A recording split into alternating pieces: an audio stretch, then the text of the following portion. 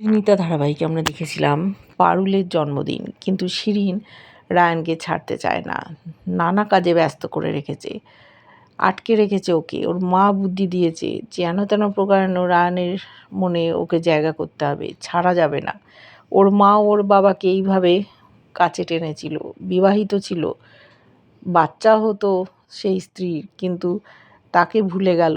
মা এমনভাবে ওর বাবাকে কবজা করেছিল, সেইভাবে ওকে রায়ানকে কাছে টানতে হবে। কিন্তু রায়ান বিরক্ত হয়ে যাচ্ছে, বাড়ি যেতে পারছে না। দাদু বিরক্ত, কথা দিয়েছে পারুল রায়ানকে ফিরিয়ে আনবে। জন্মদিনে উপহার দিয়েছে রায়ান, একসাথে কেক কাটবে এরম প্ল্যান করেছে।